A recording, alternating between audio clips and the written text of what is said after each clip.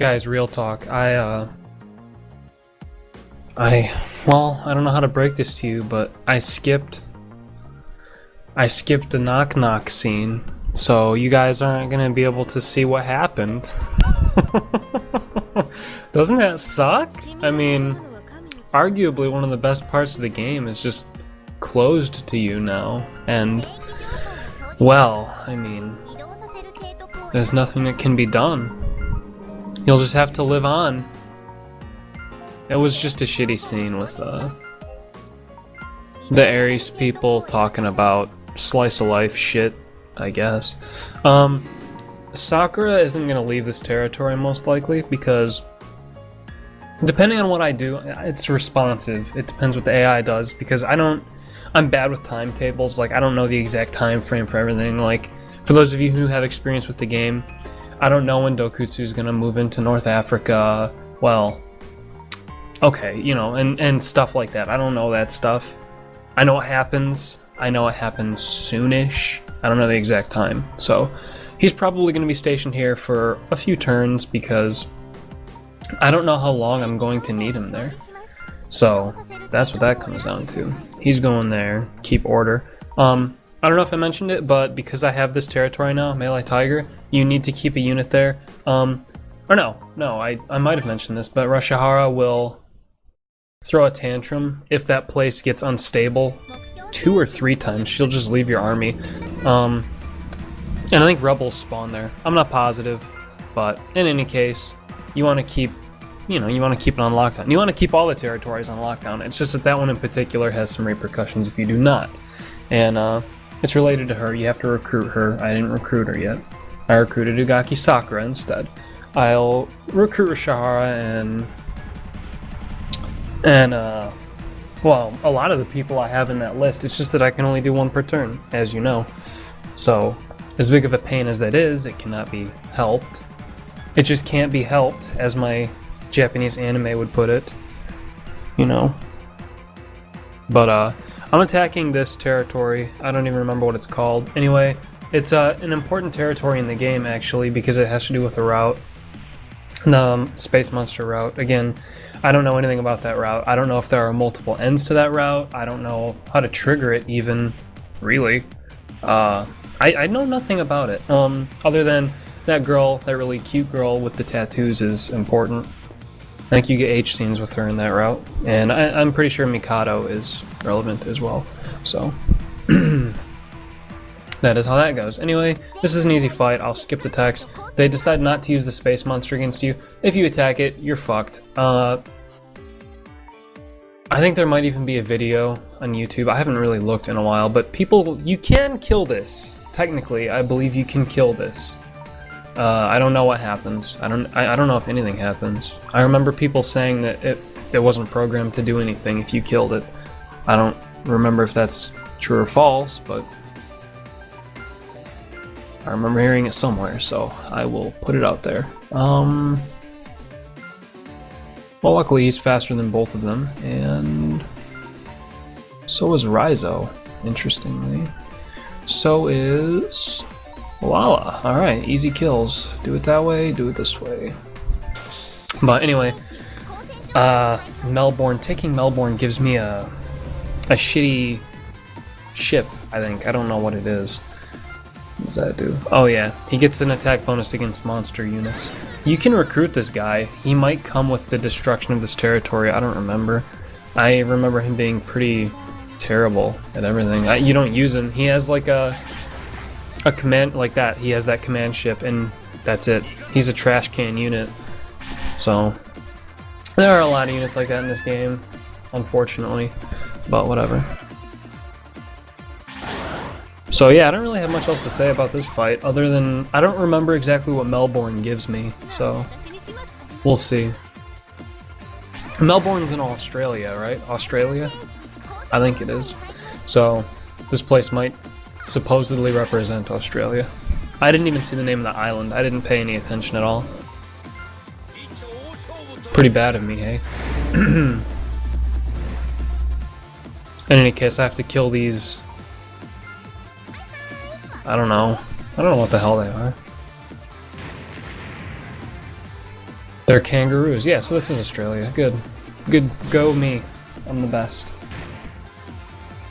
And, I'll keep going in this direction for another territory, at least, I think.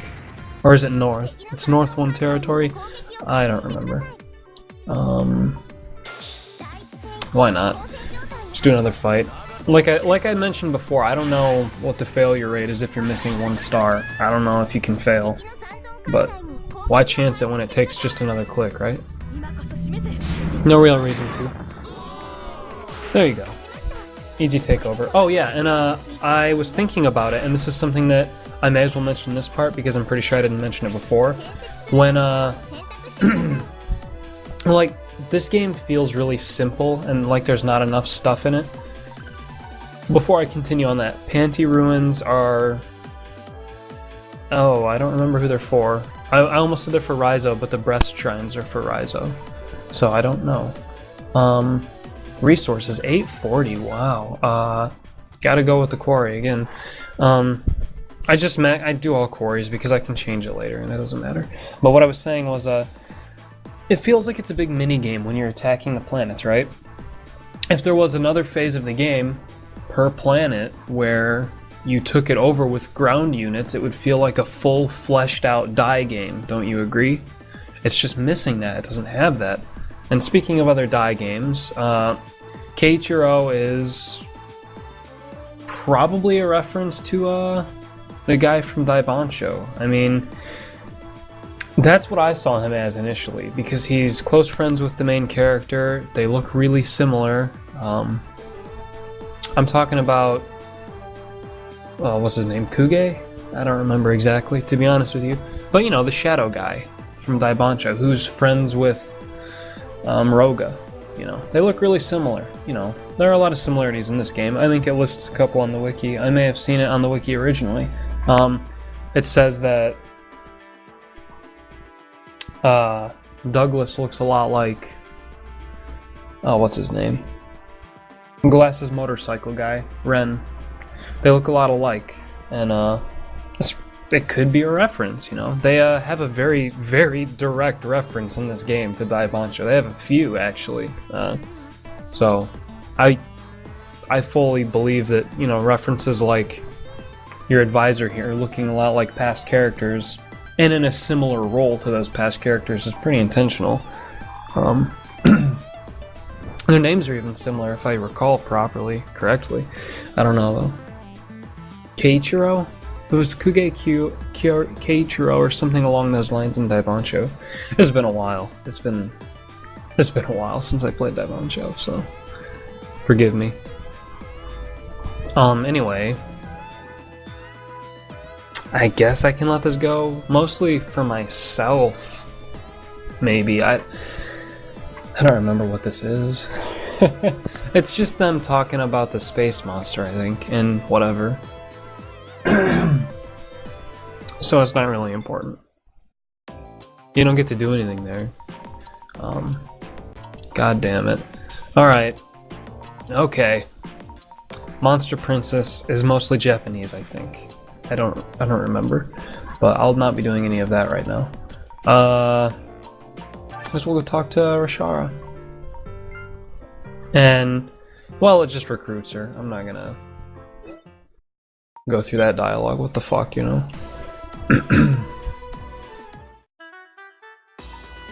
More American stuff. I guess I'll let this go too, because I don't really know what it's leading into. Oh, elections. Alright.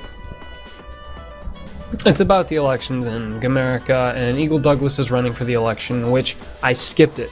That reporter girl is talking to him and he announces that he's going to run for election. That's what that is.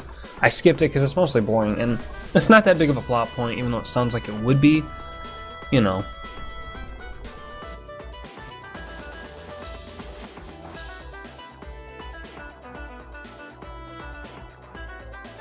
So, you know, just let it go. And I don't know.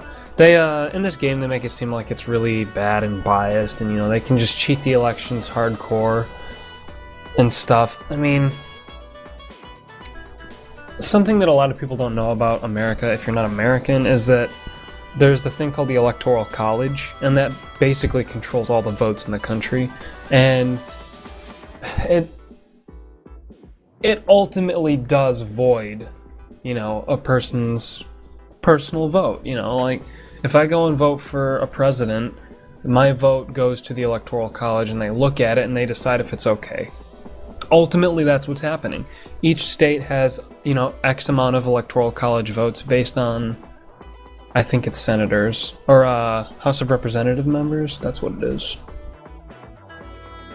Yes, House of Representative members. Senators are 2 per state, that doesn't change. But, you know, like, I think Michigan's like 13. I live in Michigan, so it's like 13 Electoral College votes, and they give those votes to whoever won the popular vote in the state. So, I voted for A, but B won 55% of the votes. The college will be, well, the Electoral College votes will be like, all 13 go to the guy who won 55%. That's how it goes. So, if they wanted to, technically they could give it to the guy who had the lower amount of votes. They could do that.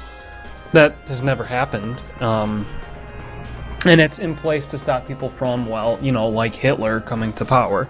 But what if, you know, and this is like what conspiracy theorists just sit on their asses all day and think about, what if all of those people who controlled the electoral votes were evil people and wanted a bad guy to be president and stuff? Like, that's what they think about. It's not really a legitimate concern, but, you know, technically, Electoral College fucks over Americans. Technically. So, that's how that goes. And they're trying to ruin Douglas's chance of becoming president through a bunch of ways. You know, nothing really to say here, just more really, like, cringeworthy dialogue from Frank Luce and some scientist guy. Herlock Sholmes solves a case, obvious reference. You get it, thank you. I'm so glad you guys got it. Alright, Nelson shows up. He starts attacking me. He doesn't attack me this turn. It still gives you warnings whenever they attack you. So, whatever. Skip that. And, I don't know what this is, so there we go. We will let it go, and I will see. Fun fact, sumo wrestling is Japan's national sport. I guess that's kind of obvious, right? I only mention it because they're mentioning it in the text here, because... the fuck? What else did you want me to say? Visitor... let's see... Emerald Donuts. Oh, good. Donuts, good. Here she is. This is gonna be the last scene of the part. It's longer, but... you know, she's here now and I can utilize her. You have to be careful about what you equip her with, though, if I recall. Equipping her with a non-subunit voids her bonus, so you don't do that. You basically don't equip her with anything, you let her level up, and way later down the line, when you get the technology to get your own subs, you can deck her out really big. Like, she becomes a really impressive unit. And, you know what? I think, I give her Shara subs. I think I've given her subs in the past, which sounds weird right now. Thinking about it, that sounds really weird. Yeah, so... I mean, I guess I'll talk more about submersible units later, because I know some commanders that I give them to normally. I don't remember their names. Like, that brown lolly girl from Indo Curry, I usually give her subs. Yeah, so, whatever. Anyway, there was nothing like this in real life to my knowledge. I don't think Germany sent anyone to Japan at all, even. So, there's that. They didn't really have any interaction. They were mostly... like, I know enough about World War II history to know all the major stuff. Like, I know all the major stuff. That's pretty much solid, okay? I don't know anything about this. And I looked into enough stuff in World War II to know about a lot of the minor stuff too, at least by ear, so I'd be able to be like, oh yeah, I remember something along those lines happening. I don't remember any significant research exchanges between the Japanese and Germans for World War II. I could be wrong. If anyone knows about that stuff, I'm actually really interested. I don't even know where to look for that kind of information. Wikipedia and its sources only give so much, you know? I don't remember when U-boats came about. I think they existed around World War I, actually. So nowadays they're all over the place. I think America has U-boats, well, they're not U-boats anymore, they're nuclear subs, stationed all over the world. Actually, America has nuclear subs stationed so, I guess what, frequently throughout all of the world's oceans, they could hit anywhere on the entire globe with a nuclear warhead. How does that make you feel? Probably doesn't make you feel very good, but anyway. You're actually probably wondering too if there's anything like a nuke in this game, because that was obviously a huge thing in World War II, and there's not. Well, there sort of is. It's not really the same thing though, and it comes from Gamerica. It'll be later on. I guess I'll talk about it then. But it's really, really different. It's supposed to be a parallel, I think, but it's not. I think it's a really, really poorly done parallel. But I mean, when are nuke-like things fun in games? In any strategy game, a nuke-like weapon is boring. So that's how that goes. I mean, well, I don't really know any that use just a specific nuke, but like, you're playing Civilization with your friends and then one of them gets the Manhattan Project done. All the fun is over with, you know? You're not gonna have any more fun with that game.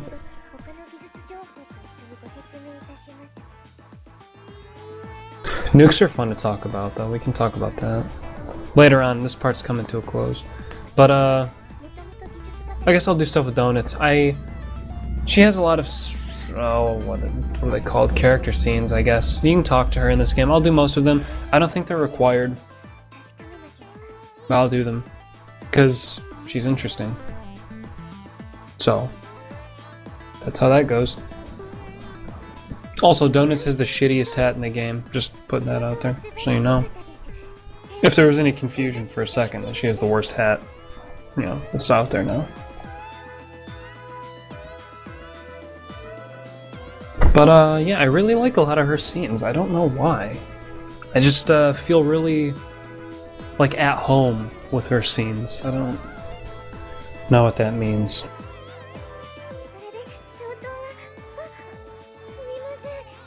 I don't really have anything else to say here. But I think the scene's almost over, so I won't skip it. But I'll find something to talk about.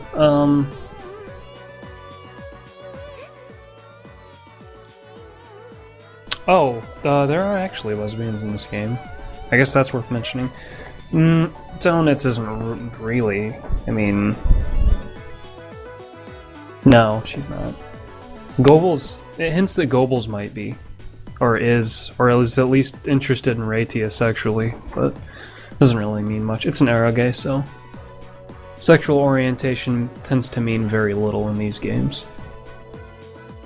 You know, a girl can be as straight as she wants, that's not going to stop her from having some Yuri H scene somewhere down the road, right? Hint, hint, wink, wink. Alright, I'm just going to skip this, because frankly, it's just going on here. Oh yeah, she doesn't like Togo at all. She does not like Togo, because Togo's a fuck. You know, he's too upfront. Okay, I'm being attacked. Great, so next part's fun. I can't wait. Alright, I'll see you then.